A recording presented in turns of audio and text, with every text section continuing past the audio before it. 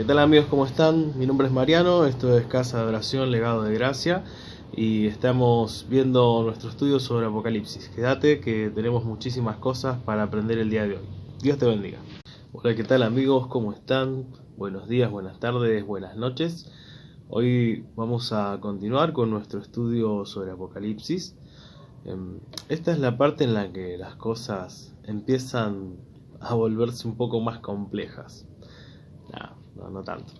Pero sí vemos que en el libro de Apocalipsis hay muchísimos simbolismos que necesitan un contexto para poder ser explicados, para poder ser aprendidos, para poder ser interpretados. Así que vamos a continuar con nuestro estudio. Estamos ahora viendo lo que es el mensaje a las 7 iglesias y hoy vamos a tratar de ver el mensaje a la iglesia de Pérgamo, de Tiatira y Sardis. Vamos a ver qué es lo que Dios habla, cuál es el mensaje de Jesús, cuál es su llamado de atención, qué es lo que el Señor está demandando de estas iglesias, y también vamos a ver hacia dónde se proyecta, cuál es su significado en lo que tiene que ver con el tiempo, con la historia de la iglesia. Recordemos que Apocalipsis es un libro profético y nosotros tomamos la interpretación futurista para hacer el análisis sobre este libro en particular. Así que espero que no sea demasiado largo y sea bastante entretenido y entendible. El mensaje a las 7 iglesias está dirigido, como hemos visto, a 7 iglesias, 7 congregaciones que tenían un lugar real, una existencia real geográfica en Asia Menor. Generalmente están ubicados en lo que hoy se conoce como Turquía, en su mayoría. Es un mensaje que apunta a una situación real, a un contexto de algo que estaba ocurriendo, pero no estaba dirigido solamente a esas 7 iglesias, sino que el número 7 representa un número perfecto, completo, un número de plenitud, para que nosotros entendamos que este mensaje es para toda la iglesia, incluyéndonos a vos y a mí, a lo largo del tiempo, donde el Señor lo que hace es llamar nuestra atención. Por un lado, mostrarnos qué es lo que estamos haciendo bien, cuál es el camino que estamos tomando, la parte correcta, qué es lo que hay que corregir. Nos da una serie de advertencias y exhortaciones para que nuestra vida pueda estar en orden. En cada una de las partes de estos mensajes, el Señor hace una recomendación donde Él promete también darnos una recompensa si atendemos a su voz, que podamos oír lo que el Espíritu habla a las iglesias. Como vamos a ir analizando también, este mensaje ha tenido un cumplimiento y ha marcado una realidad histórica de la iglesia, y vamos a analizarlo un poco antes de entrar a las iglesias que nos tocan ver hoy. Como hemos establecido, la palabra de Dios no puede interpretarse así nomás o sacando textos fuera de contexto, sino que es un conjunto. Apocalipsis se interpreta al conocer, por ejemplo, lo que Dios le reveló al profeta Daniel, lo que Jesús anuncia cuando habla de las señales antes del fin, y otros escritos también de profetas que vamos a encontrar a lo largo del análisis de este libro. Pero vamos a centrarnos específicamente en un mensaje que abre el libro de Daniel y que nos cuenta cómo Dios es un Dios tan grande y tan perfecto que conoce el principio, el final, y que está por encima del tiempo, y el único capaz de revelarnos el futuro tal cual es, y que nos permite a nosotros ubicarnos en un tiempo específico para la iglesia y para el mundo. En el libro de Daniel, en el capítulo 2, en el versículo 31 en adelante, ocurre algo muy interesante. El rey Nabucodonosor tuvo un sueño que lo turbó, un sueño del cual nadie le daba una interpretación, nadie le daba una respuesta, y el rey prepara una ley para que todos los sabios mueran porque nadie le daba una respuesta. Y cuando Daniel se entera y habla con la persona a cargo de realizar esta tarea, le pide tiempo, se junta con sus amigos, ora, y Dios comienza a revelarle algo a Daniel que es totalmente impactante. Quiero que lo veamos. Dice: esta es la visión que tuvo Nabucodonosor. Dice: tú, oh rey, veías, y he aquí una gran imagen. Esta imagen, que era muy grande y cuya gloria era muy sublime, estaba en pie delante de ti, y su aspecto era terrible. Su cabeza La cabeza de esta imagen era de oro fino, su pecho y sus brazos de plata, su vientre y sus muslos de bronce, sus piernas de hierro, sus pies en parte de hierro y en parte de barro cocido. Estabas mirando hasta que una piedra fue cortada, no con mano, e hirió a la imagen en sus pies de hierro y de barro cocido y la desmenuzó. Entonces fueron desmenuzados también el hierro, el barro cocido, el bronce, la plata, el oro, y fueron como tamo de las eras de verano, y se los llevó el viento, sin que de ellos quedara rastro alguno. Mas la piedra que hirió a la imagen fue hecha un gran monte que llenó toda la tierra. Este sueño es impactante, como Dios revela cientos, miles de años antes los imperios que iban a suceder y que iban a tener una injerencia en toda la historia de la humanidad. Vamos a ver la interpretación. Dice, este es el sueño, también la interpretación de él diremos en presencia del rey. Tú, oh rey, eres rey de reyes, porque el Dios del cielo te ha dado reino, poder, fuerza y majestad, y donde quiera que habitan hijos de hombres, bestias del campo y aves del cielo, Él los ha entregado en tu mano, y te ha dado el dominio sobre todo. Tú eres aquella cabeza de oro. Después de ti se levantará otro reino inferior al tuyo. Note esto, otro reino. No dice otro rey o uno de tus descendientes, sino otro reino inferior al tuyo. Y luego un tercer reino de bronce, el cual dominará sobre la tierra, sobre toda la tierra. Y el cuarto reino será fuerte como el hierro, y como el hierro desmenuzará y romperá todas las cosas, desmenuzará y quebrantará todo. Y lo que viste de los pies y los dedos, en parte de barro cocido de alfarero y en parte de hierro, será un reino dividido, mas habrá en él algo de la fuerza del hierro, así como viste hierro mezclado con barro cocido. Y por ser los dedos de los pies en parte de hierro y en parte de barro cocido, el reino será en parte fuerte y en parte frágil. Así como viste el hierro mezclado con barro, se mezclarán por medio de alianzas humanas, pero no se unirán el uno con el otro, como el hierro no se mezcla con el barro. Y en los días de estos reyes, el Dios del cielo levantará un reino que no será jamás destruido, ni será el reino dejado a otro pueblo. Desmenuzará y consumirá a todos los reinos, pero él permanecerá para siempre. De la manera que viste que del monte fue cortada una piedra, no con mano, la cual desmenuzó el reino, la cual desmenuzó el hierro, el bronce, el barro, la plata y el oro, el gran Dios ha mostrado al rey lo que ha de acontecer en lo porvenir, y el sueño es verdadero y fiel su interpretación. Esta cabeza, dice, de oro puro, representaba el esplendor de Babilonia, el reinado de Nabucodonosor. ¿Qué sucedió históricamente después de este reinado? Bueno, gobernaron los persas, representados por la plata. El pecho y los brazos muestran una coalición de caldeos, medos y persas que entraron en rigor cuando Babilonia cayó. Pero no quedó ahí la historia, sino que a los persas lo sucedieron los griegos, representados aquí por el bronce. Un imperio muy fuerte, un imperio firme, un imperio que marcó las bases del otro imperio que lo siguió en el tiempo, que es el imperio romano, representado por las piernas de hierro.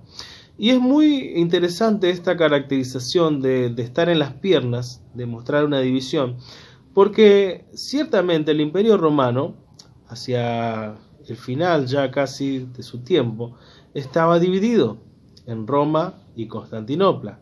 Pero también nos muestra una división que marcó la historia, y es, por un lado, el imperio político, el imperio fuerte, y por otro lado, el imperio religioso, el legado que aún al día de hoy sigue afectando a la humanidad. Por último, nos habla de un imperio que tendrá las bases de este mismo imperio romano, pero que está caracterizado por ser hierro mezclado con barro, algo antinatural, algo imposible. Un imperio que nos muestra cómo será el gobierno del anticristo, un imperio que se jactará de tener la fuerza, la apariencia de aquel antiguo imperio romano, con sus dominios, con sus posesiones, pero marcado por un fuerte humanismo y por esa debilidad, donde ¿qué es lo que sucede? Se harán alianzas humanas, pero no habrá lealtad. ¿Qué es lo que pasa hoy con los distintos países y naciones cuando hacen tratos? Bueno, pasa algo parecido, no estamos muy lejos de ese tiempo. ¿Qué es lo que dice la Escritura? El fin de todo esto será el reinado milenial de Cristo, quien en su segunda venida pondrá fin a todas estas cosas. Lo que es impresionante de este relato, de esta escritura, es la calidad y la revelación tan impactante de cómo las cosas fueron sucediendo a lo largo de la historia. También nos permite ver, en lo que vamos a analizar más adelante, las distintas profecías, cómo Dios fue dando un cumplimiento casi matemático a cada una de las cosas que Él anunció por medio de sus profetas, adelantándose cientos, miles de años a las cosas que hoy vivimos, para que nosotros sepamos a dónde estamos parados. Y por eso, también analizar correctamente el mensaje a las 7 iglesias nos permite a nosotros ver en qué tiempo estamos viviendo y qué medidas debemos tomar. Una vez que completemos esta parte, entonces vamos a entrar en lo más duro o en lo más intenso del libro de Apocalipsis, que está representado por los diferentes juicios, las trompetas, los sellos, las trompetas, las copas, y va a ser muy, muy lindo poder conocer todo esto, pero necesitamos hacerlo siempre con una buena base y conociendo que Dios está adelantado a lo que nosotros vemos y conocemos, porque Él lo sabe todo. Cuando vemos, por ejemplo, el mensaje a las diferentes iglesias, repasando un poquito, cuando el Señor le habla a la iglesia de Éfeso, le dice que Él conoce sus obras, su arduo trabajo, su paciencia, que no puede soportar a los malos, que ha probado a los mentirosos, los que dicen ser apóstoles y no lo son, que has sufrido y que vuelve a repetirle, has tenido paciencia, has trabajado arduamente por amor de mi nombre y no has desmayado. Pero el versículo 4 nos muestra una realidad. Tengo contra ti que has dejado tu primer amor. ¿Cuál es el problema que tenía esta iglesia y que muchas veces ocurre? Bueno, su doctrina era muy sana, era intachable. El compañerismo que había también. Esta iglesia había pasado su transición entre los primeros años del cristianismo, donde la iglesia estaba compuesta mayoritariamente por judíos y ahora estaba compuesta casi en su mayoría por gentiles, y habían podido hacer una diferenciación entre la ley, entre el judaísmo y el mensaje que predicó Jesús y el mensaje que transmitieron sus apóstoles. Ahora, ¿cuál fue el problema? A medida que fue pasando el tiempo, se descuidó la obra misionera y la iglesia quedó estancada. Había crecido muchísimo. En el año 112 hay una carta de Plinio a Trajano, donde él da testimonio y dice: los templos están vacíos, los cristianos están dispersos por millones, pero entre el año 65, 68 y el año 100 no tenemos mucho registro de lo que había ocurrido con la iglesia. De hecho, desde que termina el libro de Hechos de los Apóstoles, uno conoce quizás de qué manera murió el apóstol Pedro, el apóstol Pablo, el apóstol Santiago, Jacobo, como lo quieran llamar, el apóstol Juan, que eran los exponentes quizás más fuertes de la iglesia en ese momento. Pero hay un periodo en el cual parece que la iglesia entra en cierta comodidad, con mucho esfuerzo, con sana doctrina, pero olvidando aquel primer amor, aquel punto principal en el cual el Señor los había llamado. Este periodo, que representa la iglesia de Éfeso, se conoce como iglesia apostólica, el año 30 al año 100 después de Cristo. ¿Qué es lo que sigue? Lo que se conoce como el tiempo de la persecución o la iglesia perseguida, del año 100 al año 313. Esta iglesia es una iglesia marcadamente sufrida, pero muy pujante, muy fuerte. ¿Cuáles fueron los motivos principales para que sea perseguida? Bueno, en el imperio se adoraba al emperador y los cristianos dijeron: no, hay un solo Dios, no vamos a adorar a nadie más. Eso fue un problema muy grande. ¿Qué más sucedía? A medida que se acercaban al cristianismo, rechazaban las ideas paganas.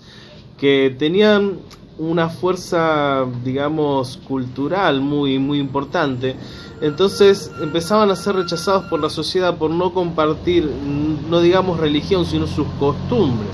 Comenzaban los cristianos a tener una vida intachable, una vida lejos del pecado, lejos de la lujuria, lejos de tantas cosas que para la comunidad de aquel entonces era normal.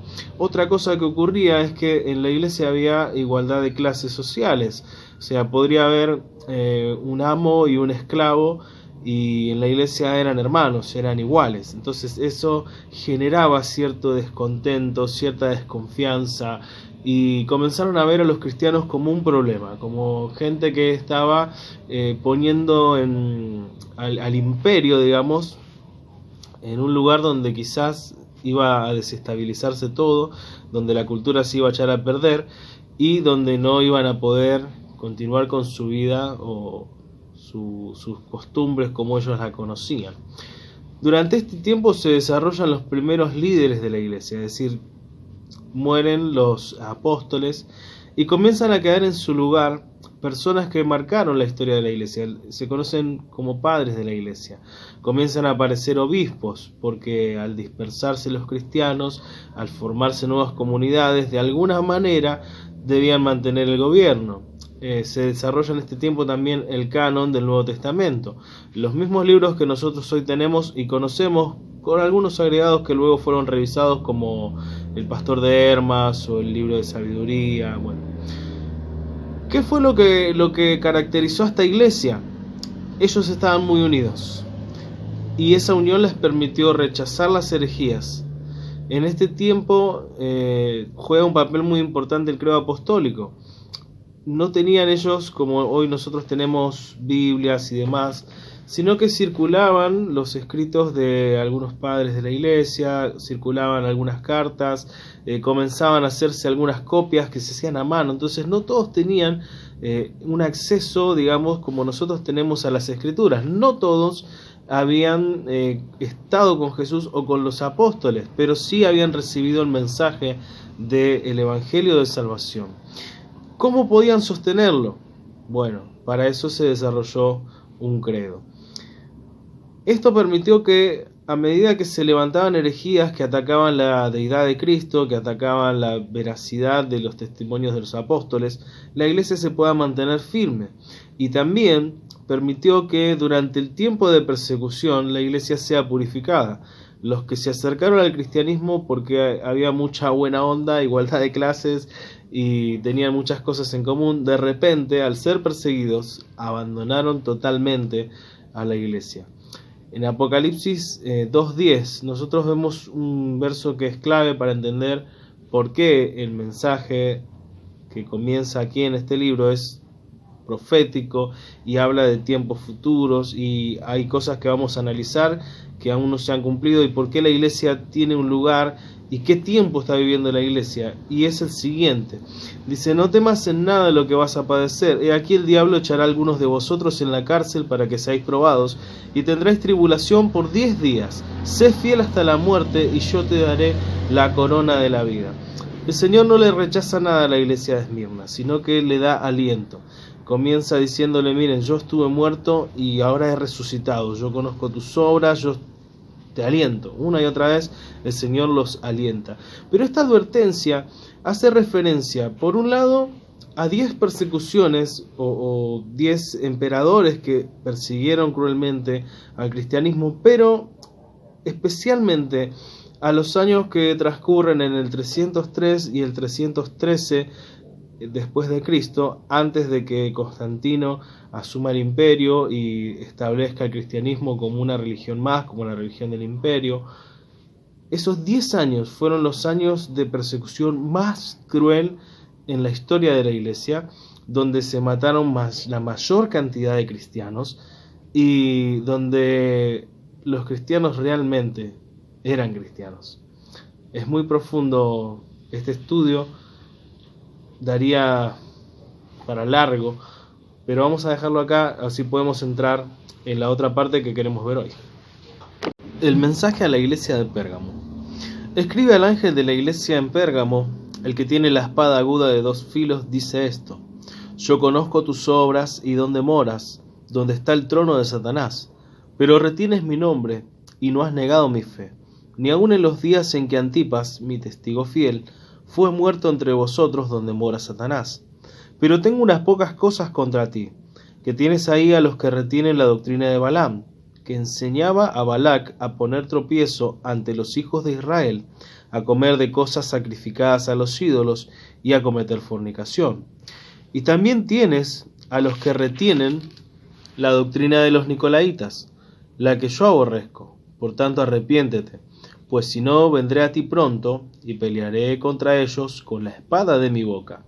El que tiene oído, oiga lo que el Espíritu dice a las iglesias. Al que venciere, daré a comer del maná escondido, y le daré una piedrecita blanca, y en la piedrecita escrito un nombre nuevo, el cual ninguno conoce, sino aquel que lo recibe. Este mensaje es muy interesante.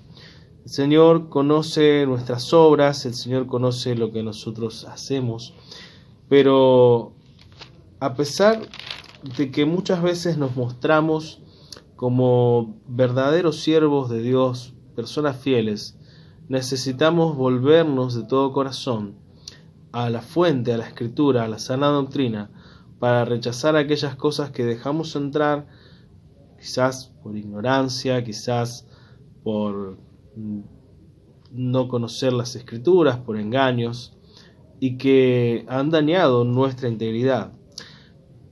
Hay unas cuestiones muy importantes que debemos entender con esta iglesia. Esta iglesia representa la iglesia imperial. Abarca un periodo que va entre el 313 y el 476 aproximadamente, donde comienza la Edad Media. Otros lo ubican más hacia el 500, disculpen, tengo aquí anotado, hacia el 538, cuando comienza oficialmente el papado. Pero sabemos esto: abdicó al trono Diocleciano en el año 305. Esto produjo una disputa muy grande de poder. En esta disputa Constantino, no sería el nombre, recibe una visión donde él ve una cruz y una voz que le dice: por este símbolo vencerás, o por esta cruz vencerás. Desarrollan una batalla muy fuerte con Maxencio y termina venciendo, termina tomando el poder de Roma, estableciendo que el cristianismo dejaría de ser perseguido. En el año 313 promulgó su edicto de tolerancia y puso fin a todas las persecuciones. Muy poco tiempo después, menos de 20 años después de todas estas crisis, el cristianismo pasó a ser la religión oficial. Esto trajo un montón de cosas, por un lado buenas, por un lado no tantas. Vamos a analizarlo lo más rápido que podamos. Disculpen. Pérgamo significa elevación o altura. Ese es el nombre que se le da a esta ciudad. Estaba ubicada a 48 kilómetros al norte de Esmirna. Era la ciudad más grande de la zona, llegó a ser capital de la provincia de Asia Menor y un importante centro cultural. De hecho, tenía una biblioteca con más de 200.000 pergaminos, según dice la historia, y competía así con la famosa biblioteca de Alejandría. Pérgamo representa a la iglesia que se une al Estado y comienza a corromperse con el poder. Abarca el periodo histórico que hemos visto a partir del año 313 hasta el inicio de la Edad Media. Otros lo ubican en el inicio del papado. ¿Cuál es el mensaje que da el Señor? Yo sé que no has negado mi fe. Yo sé que te has mantenido firme aún en los días en que Antipas fue muerto entre ustedes. Esto nos da a entender de que un periodo ha pasado, un tiempo ha pasado. En los días que pasaron, en los días donde hubo persecución, estuviste firme. ¿Qué ocurre con esto? Bueno, ocurre que la iglesia, al ser reconocida por el poder, comienza a vivir un periodo de elevación, un periodo de altura, de popularidad, comienza a prosperar y comienza a demostrarse orgullosa porque comienza a tener comodidad y ser reconocida por todos. En este tiempo se introducen una serie de errores doctrinales y prácticas paganas al cristianismo que son tremendas. El apóstol Pablo fue, por ejemplo, uno de los que profetizó de estas cosas, cuando nosotros vemos un mensaje de despedida en la iglesia de Éfeso, o cuando habla en las cartas de Timoteo, habla de todo esto que tendría lugar. Esta es la única iglesia a la que Cristo le advierte atacarla con la espada de su boca. La espada representa la palabra. Y nos habla de un juicio que vendría por haberse separado de la verdad y haber comenzado a vivir una vida tremenda. Una vida lejos de lo que Dios había planteado en un principio en el llamado al cristianismo. Pérgamo es la iglesia que se une al Estado, representa una iglesia que deja de depender de Dios y comienza a depender del poder político. La tolerancia que otorga el emperador Constantino en el año 313 y el edicto de Tesalónica en el año 380 pusieron al cristianismo como lo más importante o la religión clave, fundamento de todas las relaciones que iban a haber dentro del imperio. Pérgamo también tiene otra interpretación, no solamente elevación y altura, sino que algunos entienden que se compone de dos palabras. Por un lado la palabra per, que quiere decir torcido, perverso, desviado, con la palabra gamo, que es unión o matrimonio, dando a entender que en este periodo de la historia comenzaría una unión torcida entre la iglesia y el poder. El Señor condena esto. El Señor condena la unión de la iglesia con el Estado. Es una forma de fornicación que anuncia el final de los tiempos. La iglesia siempre representa en la Escritura la esposa del Cordero, la esposa de Cristo, la que debe mantenerse fiel, la que debe mantenerse sin arruga, limpia, pero en esta época deja de ser fiel a Dios para unirse a los poderes temporales, para buscar el beneficio, el cuidado, la protección y el sostén del Imperio Romano, dándonos así el pie y la interpretación que vamos a comprender más adelante de por qué es condenada por fornicar con los reyes de la tierra. Aquí es donde comienza a forjarse la próxima iglesia, la iglesia de Tiatira, ya lo veremos. Durante esta época también comienza a desarrollarse el establecimiento del papado. Como les expliqué hace un tiempito en los otros videos, al no haber más apóstoles vivos y comenzar a gestarse un gobierno dentro de la iglesia, al extenderse la iglesia dentro de las persecuciones, comienzan a aparecer obispos. Estos obispos del primer tiempo no tenían una intención política, una intención de gobierno, pero sus sucesores, al ver esta situación, sí lo desearon. Está ubicada, dice, donde está el trono de Satanás. Esto es escrito así porque en esa ciudad estaba el segundo epicentro más grande de adoración al emperador. Allí se rendía culto al emperador y toda la ciudad y las ciudades vecinas participaban de esto. Al contaminarse en la búsqueda del poder, los obispos comenzaron a desarrollar dominio territorial aprovechándose de estas cosas porque ya no eran perseguidos. La iglesia en esta época también comienza a volcarse al paganismo y es una de las cosas más fuertes o más difíciles de extirpar años más tarde del pueblo cristiano. ¿Qué fue lo que sucedió? Esta era una ciudad entregada a la idolatría. Al igual que Atenas, tenía muchísimos templos para adorar y tenía muchísimos centros de adoración a los emperadores. Augusto, Trajano, Severo tenían su templo allí. Como era una ciudad de paso, una ciudad comercial, tenía un lugar donde el que llegaba adoraba a sus dioses. Esta adoración imperial, adoración al pontífice, constructor de puentes, se traduce, se transformó en ahora la veneración a los obispos. O sea, ya no tenían emperadores a quienes adorar. Eso había pasado a un segundo plano. Pero ahora los obispos que reclamaban cierto poder, cierta autoridad territorial, recibían veneración. Esto es lo que da origen al papado y lleva también a disputas de poder por ocupar el trono de Roma y de Constantinopla. ¿Qué es lo que marca esta época o qué es lo que ocurría dentro del imperio. Así como se adoraba al emperador, se adoraba al sol. Era muy fuerte la adoración al sol. En el año 321, Constantino emitió la primera ley de descanso en el día del sol. 62 años después, el emperador Teodosio cambió el nombre de Solis, día del sol, por Dominicus, día del Señor, cambiando o camuflando de alguna forma el paganismo que marcaba la cultura del imperio. Muchas herejías son introducidas al cristianismo en esta época. Comienzan a usarse velas para la liturgia y para la adoración, la veneración de ángeles, de los santos muertos, como de las imágenes.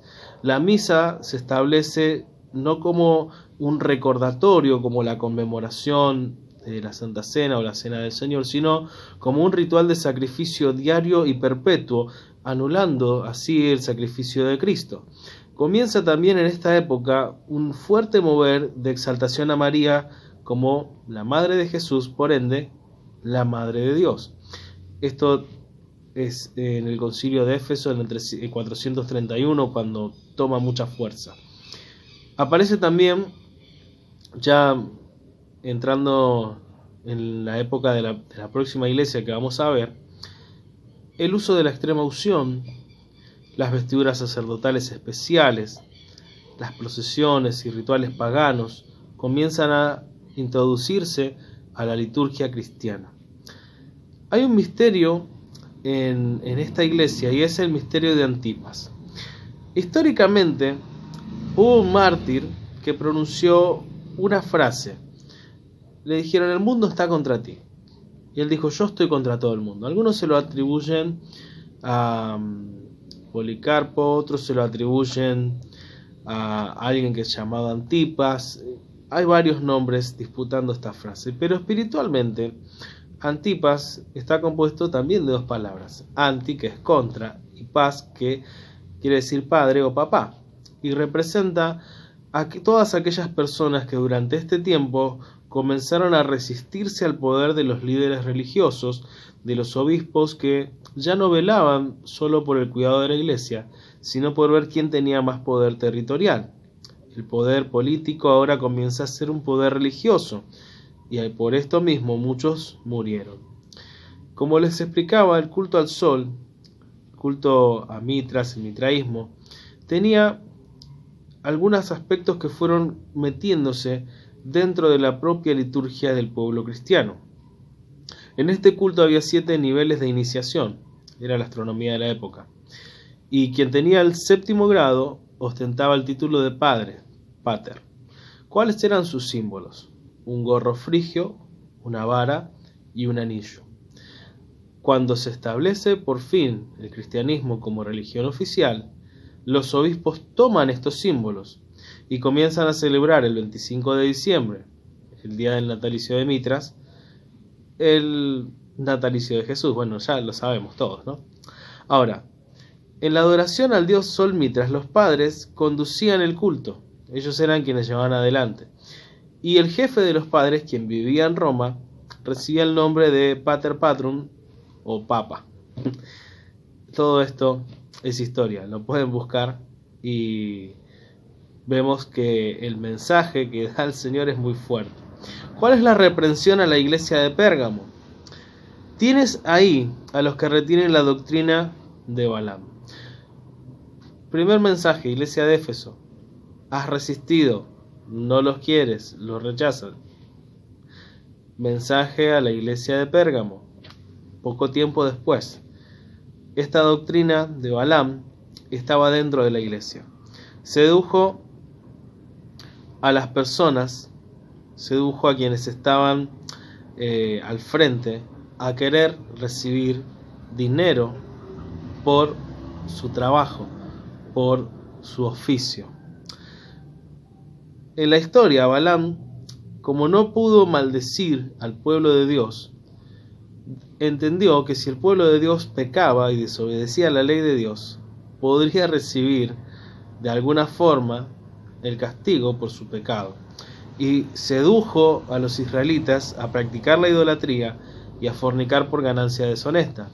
¿Qué fue lo que practicaban estos nicolaitas? Exactamente lo mismo, una vida inmoral, pero una vida que recibía dinero. Durante la época de Éfeso, esta gente estuvo fuera de la iglesia, no fue aceptada, fue reprendida severamente. Pero años más tarde estaban en la iglesia y lideraban la iglesia. ¿Cuál fue la recomendación que dio el Señor? Él los amonestó diciéndoles: arrepiéntete, vuélvete, vuelve a la sana doctrina, vuelve al lugar de donde has caído, o si no serás golpeado con la palabra, serás golpeado con la escritura. Hay dos promesas que se le da a esta iglesia. Una es: vas a participar del maná escondido, si es que prestas atención, el pan de vida, el sustento divino, Jesús. Por otro lado, recibirás una piedrecita blanca. Muchos piensan: bueno, en el cielo Dios me va a dar una piedra, pero tiene otro significado, que es más profundo. Y lo que está tratando de decirle el Señor es lo siguiente: en aquel momento tener una piedra blanca representaba que cuando uno iba a juicio, si la piedra blanca salía, la persona era librada, era salvada. En una urna con piedras de diferentes colores, en su mayoría oscuras, cuando llegaba el momento del veredicto, tenía la oportunidad de tomar una piedra a ciegas, y si era la piedra blanca, el hombre recibía salvación. Pero también nos habla de una transformación, un cambio en el carácter que nos promete el Señor hacer al darnos un nuevo nombre, como lo hizo con Jacob llamándolo Israel, o Abraham llamándolo Abraham. Por otro lado, también debemos entender que en aquella época tener una piedrecita marcada representaba y le daba garantía a las personas de encontrar hospedaje y descanso en las largas rutas, los largos viajes que debían recorrer para hacer sus distintas transacciones. Yo hacía un trato con el mesonero que estaba en el camino que iba de Éfeso a Esmirna. Bueno, por ese trato los dos conservábamos una misma pieza, tallada de la misma forma, y si yo moría, mis descendientes conservaban esa misma relación para garantizar un descanso en el viaje, una restauración, una ayuda. De eso está hablando, ¿sí? Volvemos a este punto. Tengo contra ti pocas cosas. ¿Por qué pocas cosas? Porque en este tiempo la iglesia estaba todavía con oportunidades de librarse de cosas malas, de librarse de la corrupción del poder, de la corrupción del Estado, pero no lo hizo. Dejaron entrar la adoración a los ídolos, dejaron entrar estas falsas doctrinas, fueron corrompidos por el poder, por el dinero. Y el Señor le dijo: arrepiéntete o pelearé contra ti.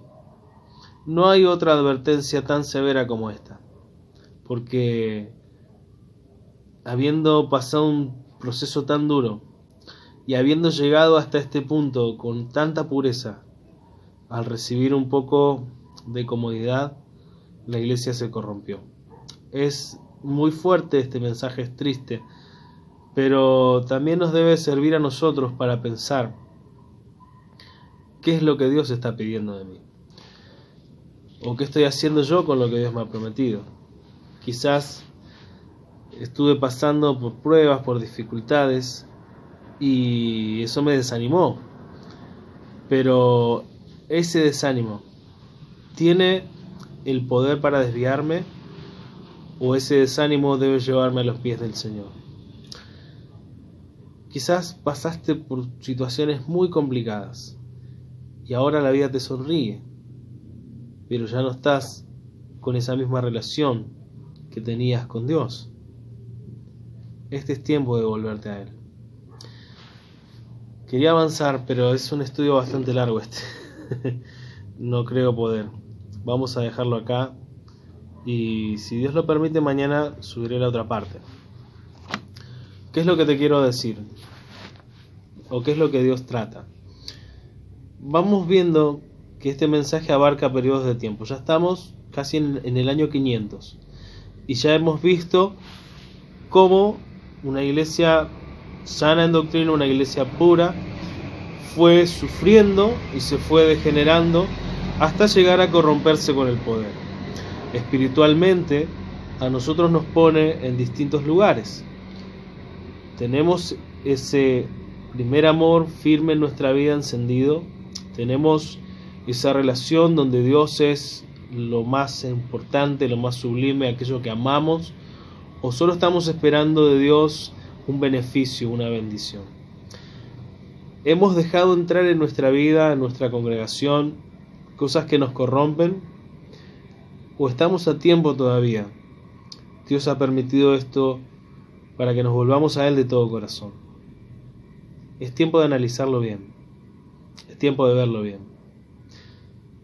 Dios le dice: sé que estuviste firme, aun cuando las cosas se pusieron feas. Sé que te mantuviste firme, aun cuando vino el tiempo más difícil. Pero tengo algunas cosas contra ti. Estás dejando que te corrompan.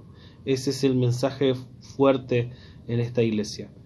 Y cuando nosotros lo analizamos y vemos la realidad de la iglesia hoy, bueno, en Argentina, en zona sur o donde quiera que estés viendo esto, es para analizar.